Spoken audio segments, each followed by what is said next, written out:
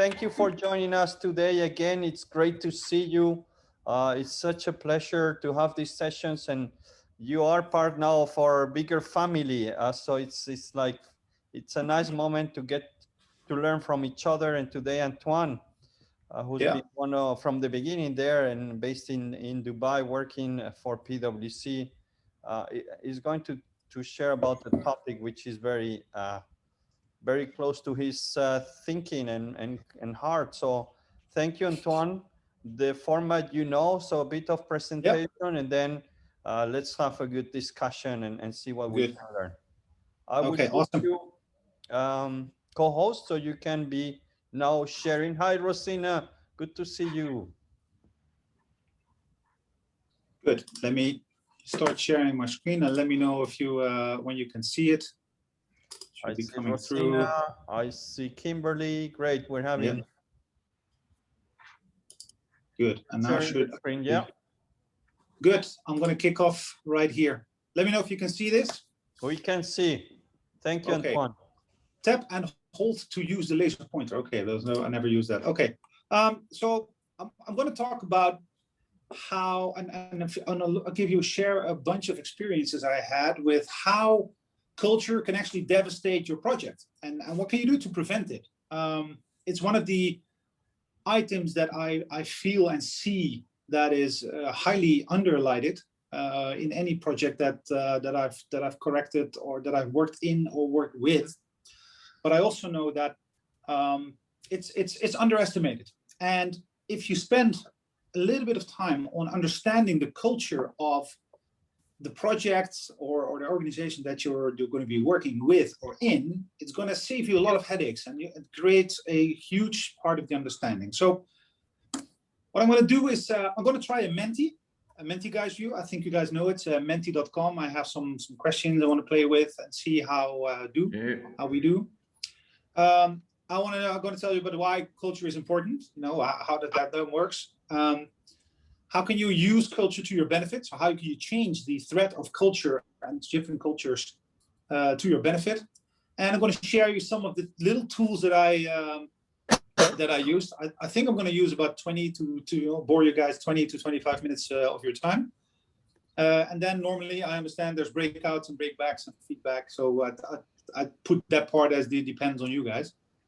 So let's dive into the Menti at the moment, and then I need to switch here you go, my presentation. So I'll give you the Menti number first, and let me know if you guys, so we need to go to this. Yeah, to www.menti.com, and then they will ask a number, and then that number you need to fill in. Okay. And that makes it a little bit more interactive, if I'm correct. I learned this tool, I think, about 3 weeks ago. So. Okay, just leave it there, please, so that everybody can join. Yeah. And yeah, let's see how it goes, because it should be very interactive. I'm going to wait another 10 seconds, and I'm going to then move to the Menti presentation, because I need to be there, because that is that's where the questions will be. Okay, I'm in. I hope everybody's in there. Yeah. While I'm sharing, I can't see anything anymore, by the way. I'm on my iPad, and that's so the only thing I see is my own presentation. Learning thing for myself. Okay, I think we can go. Okay, good. Now, my test is still there. The first is that you're being asked, well, what is culture for you? So if you type in the words, here you go. That's what it works. So you see the people are filling in the words of you see social cohesion, how things are done. That's very good. Value, mindset, status quo. Keeping a project in the status quo or is a very good point as well. Behavior, yeah, absolutely true. I'm going to wait a little bit longer for more people to see. There are four people joined in. There you go. Resistance, yeah, that could be a form of, huh? Here you go.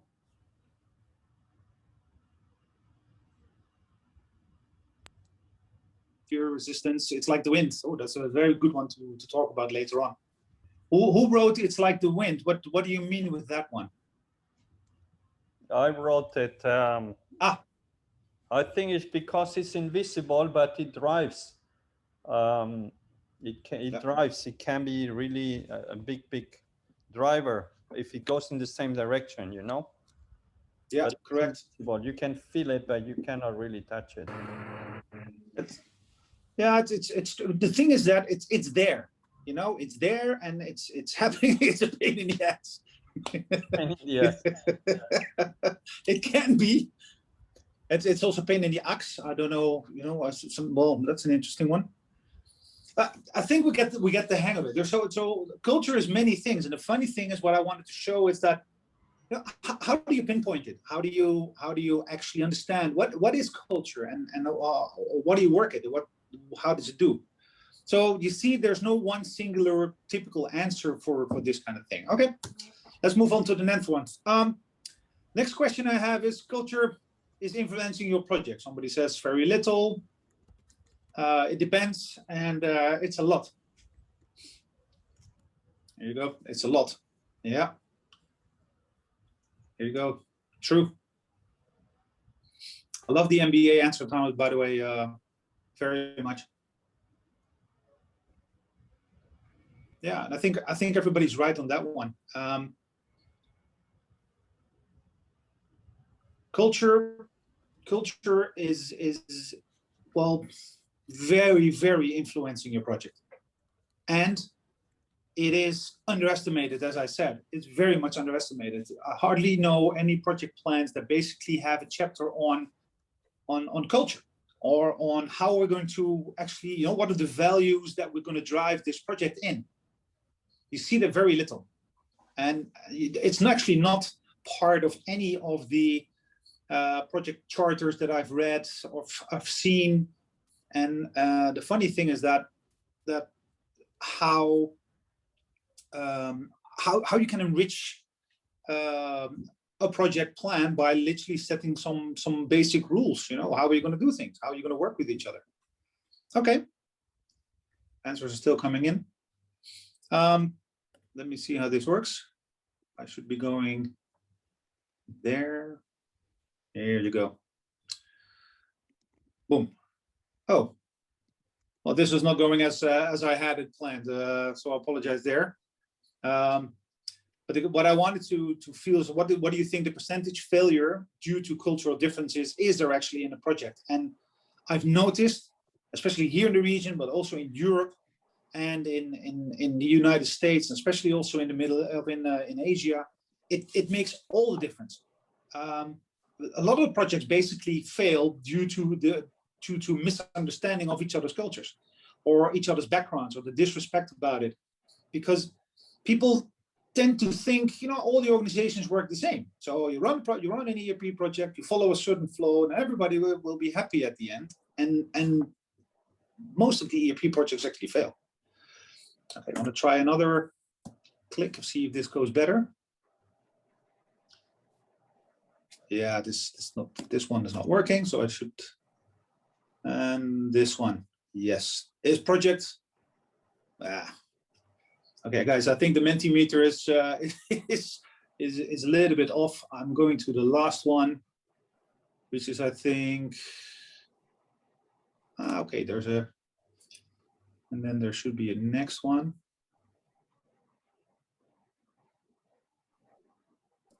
The last one is the last one, but I think that was a kind of a more of a joke. How do you like your coffee? Some people just drink tea.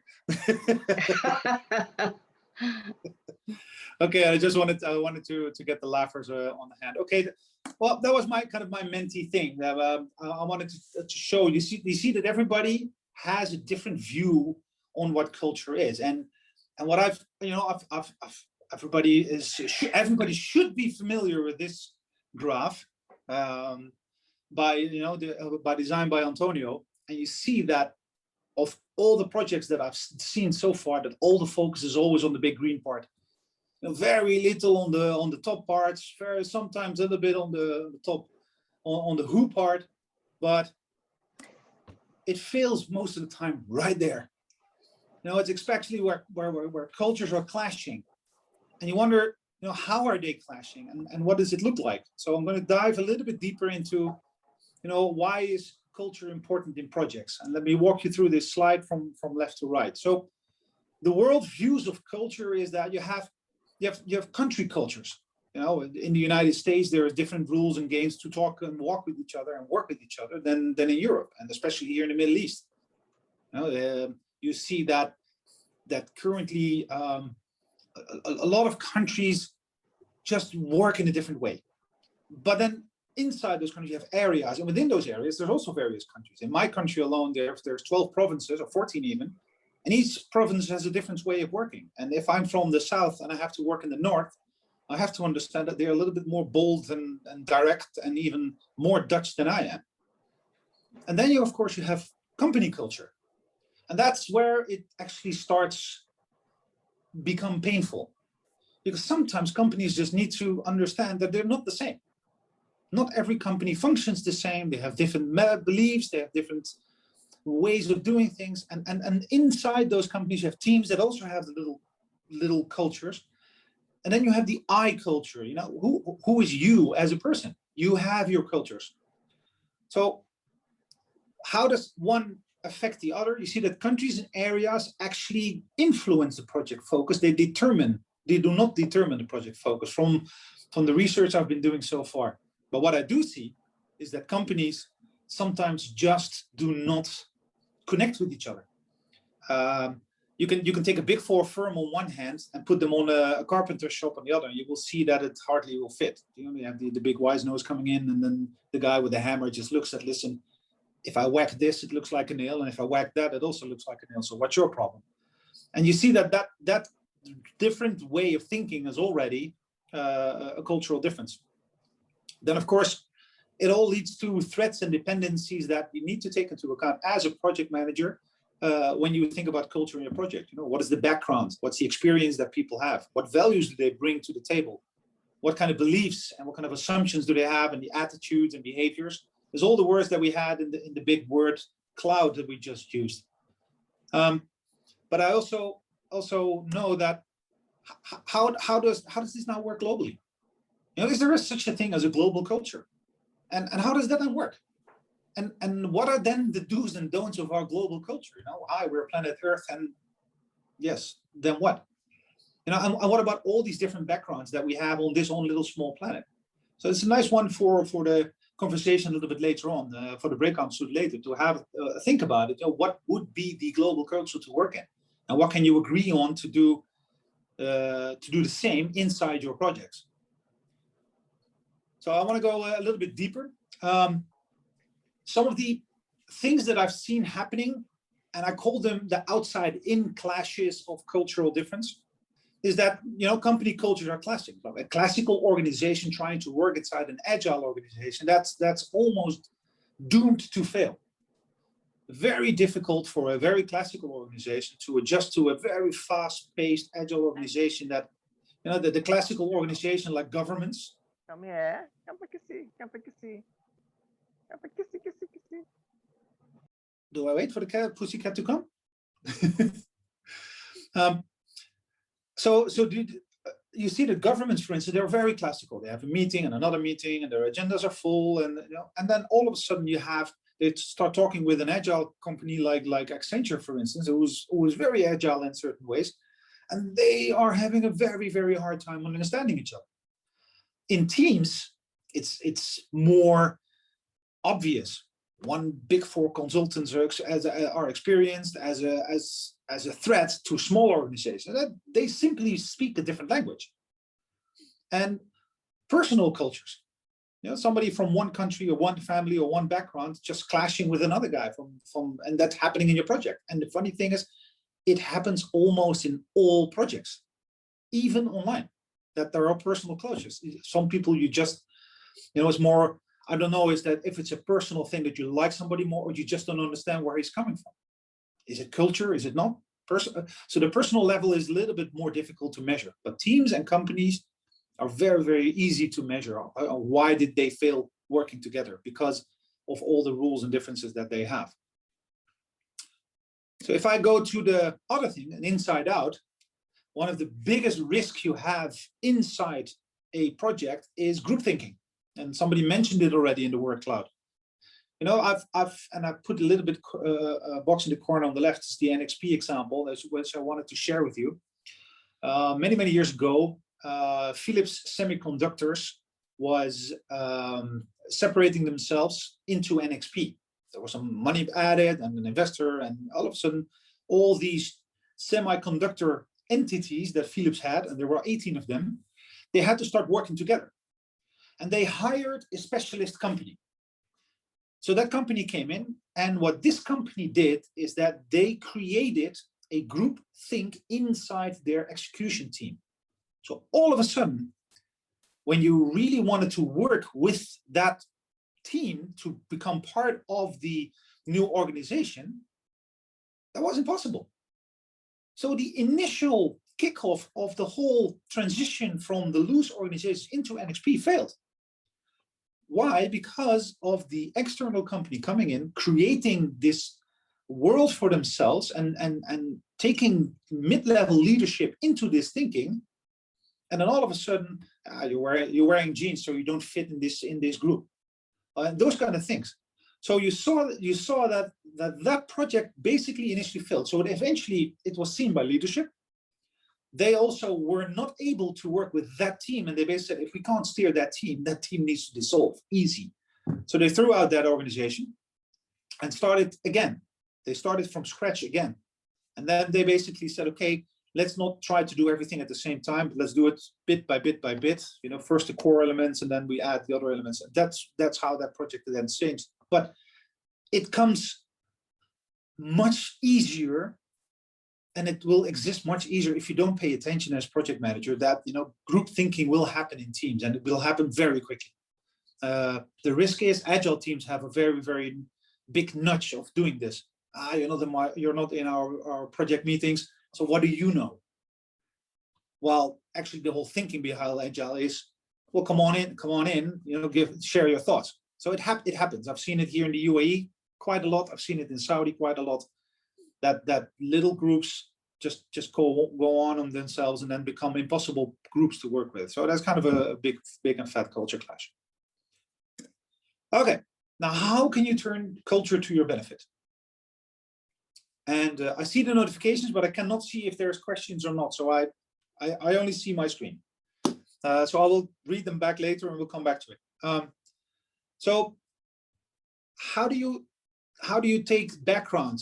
You know, the background as a threat can be an opportunity to think about it as a unique way to approach things. When I was working for an oil and gas company, I did a test with two groups. One of them, I deliberately had people only from that particular area, one country, in one group, and I had another group which consists of many of people from all kinds of different backgrounds. There were Japanese, Russians, all kinds of people. I put them in a group, and then I asked them, hey, can you guys prototype and think of new ways to improve a certain process inside? And the funny thing was that the one country group, they had about 10 ideas and then they were done. The multicultural group, they had 35 ideas, and they basically asked, can we have another hour because we're having fun? So the amount of influence just by the background and mixing and matching them, mixing them around, just gave them so much benefit for your project. And for experience, I think that the kind of is for himself. You know, everybody comes from a different background. Everybody has different experiences, so they throw different skills on the table. But also on values. Values is a very difficult thing to manage as a cultural element, because values and beliefs are very deeply rooted inside people themselves. But if you look at it, you can kind of say, hey, what values do I measure and can I strengthen and use to motivate? And what values and beliefs do they have which are actually not beneficial for a project? Should I just temper and maybe, you know, see if you can drive away a little bit as a way of managing culture clashes? And also, you need to look at what kind of assumptions are beneficial what kind of positive attitudes can you bring to the table? And of course, what kind of behavior can you, and I say enlarge. As somebody has the behavior of being on time every 5 minutes ahead of schedule on their things, you can say, hey guys, great done. Here's an extra coffee. And the other guy says, hey, I want that coffee too. Sometimes those elements are very, very simple. Okay, I'll go to the next one. So one thing, what did help me? I use a thing called the Hofstede Insights. I gave you the link at the bottom. And it's research by a Dutch guy, called Geert Hofstede. And he was working for IBM. And he was, as IBM is a global company, he started asking people about different aspects of their cultures. And what I always tend to do if I work in a new country, I'll look at, okay, this is my resources. What is the majority of my team? Where are they coming from? And then I kind of put myself as the Netherlands purple to the other team. And you see a few remarkable things. One thing here, I don't know if you see my little dot over the screen, is the power distance index. And it tells me about how does the other person see the one he's working with. Let me explain that one. So here, green is the United Arab Emirates, and purple is the Netherlands. And I put Japan next to it because Japan is a funny country. And you see that here in the UAE, a boss is a boss. And a boss will tell you, you will do this and you will do that, and people will follow. The respect for the elderly, respect for family is very, very high in the UAE. If you look at the Netherlands, the opinion of theirs, well, it's great that you play the role of my boss, but that doesn't mean you're right. And that's the big difference in opinion. Because here they basically say, well, he's the boss, so he must be right. On the other hand, you see another thing is individualism. And in the Netherlands, you see that the individualism is very high. It means that people are striving for their personal benefit. If I put the United States next to it, then you will see it even higher. It's like we call it the me culture. Here in the UAE, the performance of the group is more important. The worst mistake I ever made was in Iraq, when we had a guy who really outperformed compared to the rest of his group. So we gave him an award, and we gave him flowers, and we gave him recognition, because we thought as Dutch guys, we're doing the right thing. That guy had a visit from the rest of his team the same evening. The morning he came with a big black eye, because his team basically said, can you please stop doing what you're doing, because you you make us look like idiots. And this is a true story. So I learned very hard, and I felt very bad for the guy, but I learned very hard that if you have a low individualism inside the Hofstede table, you need to promote the group. Guys, you did all fantastic. Inside the group, they know it was that guy, but you all did fantastic. I'm not going to go through all of them, but another thing that is important when you run projects here in the Middle East or any other countries is the uncertainty avoidance and the long-term orientation. These two, they basically tell you how fast decisions are made inside a country, and it gives you a little bit of leeway of, hold on, if I need decisions, how long do I need to prepare them to get them through? You see that here in the Middle East, you need to prepare them very, very long ahead. In Japan, you need to even longer. In the Netherlands, that's a lot shorter. And it literally, we're talking weeks here. So in the Netherlands, you put a decision to the table. You say, listen, if I put this to the steering committee, I have 3 choices. You have choice A, B, and C. Please make a choice. In Japan and in the UAE, you need to socialize these ideas. It just takes longer for them to be convinced that they can safely make a decision. And that's also where the uncertainty avoidance is all about. They don't want to take any risk because, and here it comes again, the power distance is very, very high, because if people make a mistake here, that guy will be very, very angry. Okay, so this tool helped me a lot. Now, what other things that I do to keep ahead of the game is, of course, I read books and read articles, and I gave some few links. I have a few links to some very nice articles. I'll share my presentation with you guys, but I have some nice articles that you can read about, you know, how culture actually is important, why it matters, how to avoid culture clashes, and some books on it. This article from the HBR is very interesting about it. You know, the new analytics of culture. How do you look at it in a different way? And oh yeah, there's also one more thing that also helped me quite a lot. I hear that Antonio has a great dream. What's that? Which is, yeah, he wants to have a Ferrari. So in order to help Antonio, guys, we need to read his books. Antonio told me you need to sell something, so I'm selling your stuff, Antonio. I didn't say you need to sell. If you want to sell something, do it at the end and softly. No, it's all about giving, not about taking. So I hope I made people smile. And what can you do now? Basically, in very simple things. What can you do? Do the research. Read an annual report. Go on LinkedIn. Do the Hofstede table. It will help you to understand before you even start the project. Another thing is let the team make rules of collaboration. How are you going to work? And make sure that it includes culture. I'm missing a D.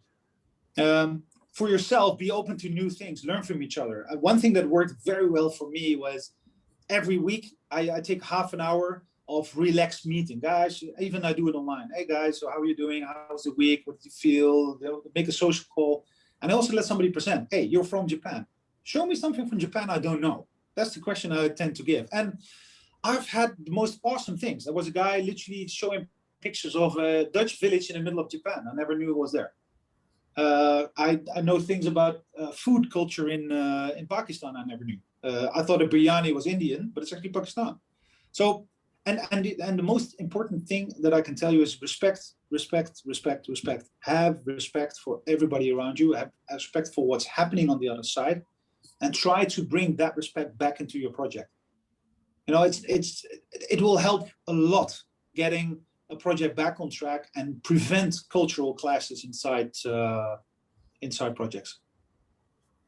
And I think, yep, this is my last thing. I have a more of a, I don't know, alcoholic anonymous group sitting there.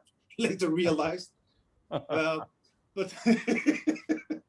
so it's kind of for the break. I was thinking, what 3 things can you advise to minimize the risk of project failure due to culture? And I'm very curious, but we're all a group of smart people. What is it that you guys think about? And yeah, that's it. So that's kind of, yeah. Let's go with group number 1. Who wants to share, Carla, or what were the 1 or 2 takeaways or self-reflection from the culture point of view? Okay. Okay. Well, Philippe? okay. Go ahead. Go on, Lourdes, go ahead. Okay, so we discussed about the culture, how to work in international culture that is not always easy, and not always we have the right way to do it. Also, we discussed we need to adapt to the customer culture when we are working in projects, because there is always different ways of thinking, different ways of doing things, or different ways of working. And it is important to adapt because there are many things about languages, style of leadership, also even dress code, different things that can be an impact in the relationship within a team or within a project. So it is important to understand, to find out how is the culture of the customer in order to adapt. And always we said that as project managers, we need to adapt to the culture of the customer and not the other way around, Philip, I don't know if there is something else that you want to add?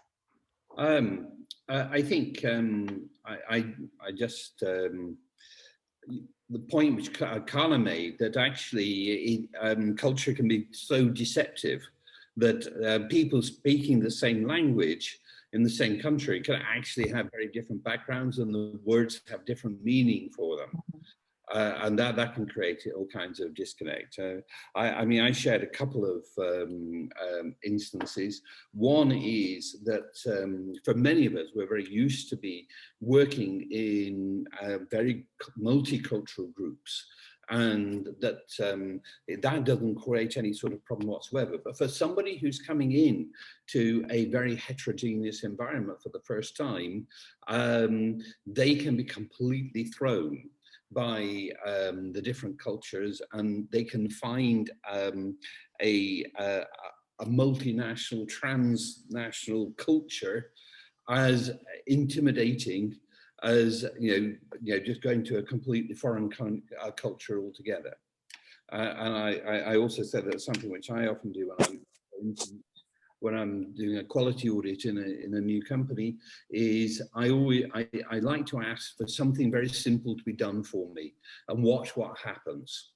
Because that's often a giveaway as to the style of the way the company works. Great, thank you very much. Very interesting. I have group number 2. I'll go through the groups and then we can have a bit more dialogue if needed. So there was Anna, Kimberly, Thibault, Judy. Who wants to just share 1 or 2 points?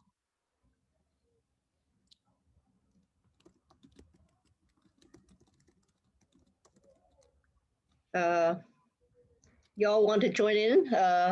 I'll start it. I did not see communication on Antoine's list. Okay, if it's on top of, if you're recommending culture as part of the framework for project management, that's great, because communications is a key area. But if not, I feel that communications is really crucial for culture. We're talking about kickoff meetings, senior leadership endorsement, and understanding of the purpose of the project. It's all communications related. So that's my few points, but the other team members may want to add in.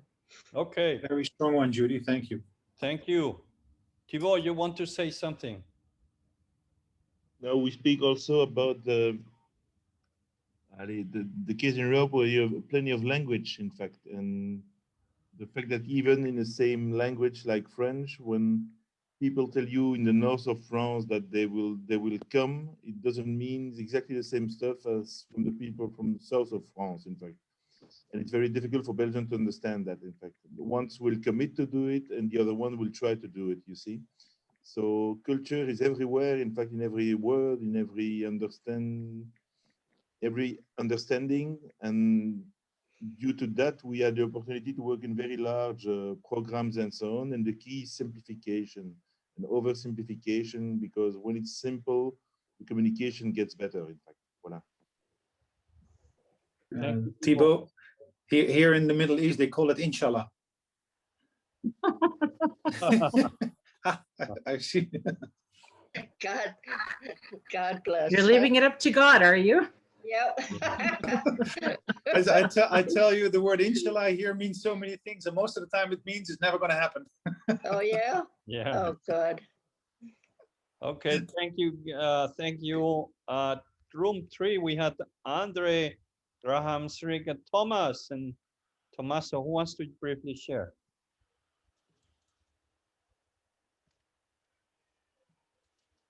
May I speak? We spoke about first. Thomas mentioned about the kickoff meeting when we begin the project, to leveling everybody about how the project is going to be, and begin to understand each other, how the difference. Another point that I made was about the 3 pillars that I think Anna said. It's Judy said about the communication, leadership, and culture. I think those are 3 pillars that you must be aware when you're talking about project beyond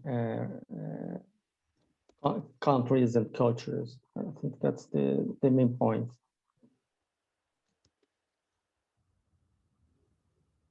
Thank you, Andre. Group 3 or 4 had only 3 people. So Didier, Oleg, and Paula. Yep. That would be, were we 3 or, sorry, were we 4 or were we number 5? I can't remember the number. Number 4, but just 3 okay. people. Yeah, yep. We were only 3 people, and it was a very heated conversation. Wow. Lots of different things were said, but we had lots of things to say. Starting off, we started off with Oleg, but I'm gonna leave his to the end because he has a very pithy phrase that I'm gonna get him to repeat. So Didier talked about openness in the context in which you're working, and the important pieces of minimizing risk and having success in your work culture and in your projects is to have openness and to get everyone confident that, or to have them be confident that politics will not interfere, that there is an underlying politics that you ensure or assure people that politics is not going to cause misunderstandings in terms of the work that is at play, and that open communications, especially open communications around the coffee machine or the water cooler, is important for ensuring trust and just good working culture. I had some I worked with a sort of a trifecta model. So for me, it's, and having worked for many years as well with the Hofstede model as well. I learned about the cultural dimensions a long time ago.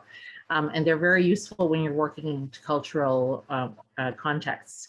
But you also need to be aware of the fact that very often you may be working in supposedly monoculture contexts, and there's still lots of cultural differences that you're not aware of. So keeping that in mind, apart from the power distances and the different dimensions that are involved in working with multicultural teams, when you're working with, say, one national team, whose people or who your team members are from many different contexts, I think some of the things that are important are figuring out what your team's biases are and your own biases, and just laying them out there so that those can be gotten out of the way.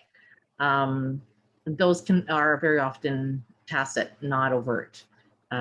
Also expectations. What does your team expect from the project or from the work that you're doing? What do you expect? And laying it out there, and also what agreements do you come to? So what are the things that you agree that you're all, what are the working rules? What are the ground rules? What is it you anticipate you're going to be working towards, and how are you all working towards the same thing?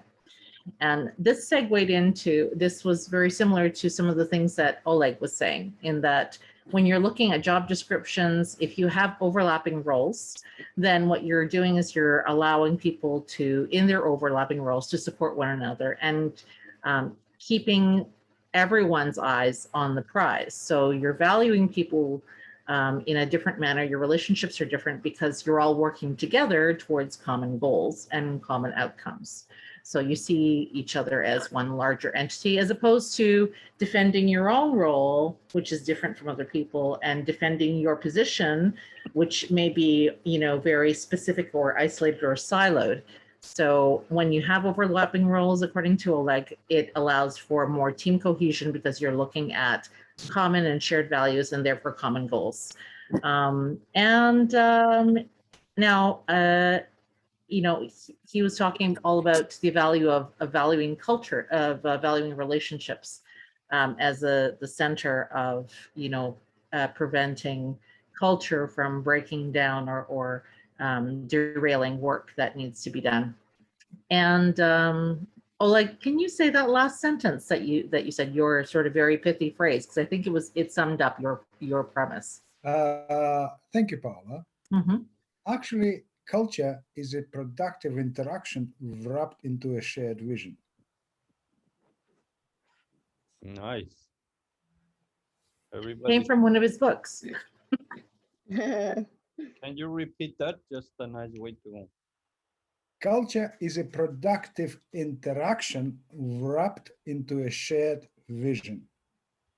And therefore we need overlapping roles, shared values, Actually, culture is an inner energy of organization combined of talents, efforts, competence of all people directed to achievement of one corporate goal. Very profound. Thank you, Paula and Oleg and the team. And the last one, we had, of course, Antoine, but also Diana, Katya. Anyone wants to comment? And with that, we'll close this session. Well, firstly, I want to say there's nothing that just can bypass Oleg's comment just now. It just says it all. So that's no full credits. So good at that. Yeah, but it was really, it's really true. I think we You have to start charging royalties, Oleg. Yeah. Can I have it on a blue tile? No, we discussed one thing actually, and that's the flexibility that you need to have. We all have experienced intercultural projects, global projects at the same time. And one thing that struck us was be flexible. Be flexible with your team, be flexible with yourself, but also allow other people to be flexible. I shared an example of Indian people, Indian staff, shifting their times of working literally to accompany a customer, but also we as project managers giving them the time literally then to relax back. That was a very nice example that we discussed. And then we mainly talked about how the different views were continuously changing, and we saw that one conclusion that we draw is that last year, of course, with COVID, a lot of our project work became actually a lot easier, and a lot of cultural work also became a lot easier, because due to the massive amount of connectivity that we have right now, you see that and look, I only need to take a screenshot of what we're sitting here for in this meeting. It's all different. It's all in a certain direction, and that was also one of our before. Let's say in 2019, it was still, you're flying into a plane and we're going to go a certain direction, and now it's like, okay, let's just jump into a Teams call and we'll get it done. Yeah. So that's one thing. And I see, by the way, can you make a copy of the chat, Antonio, because I see a bunch of really great books passing by. Katja, you have to mail them to me. Nice, thank you.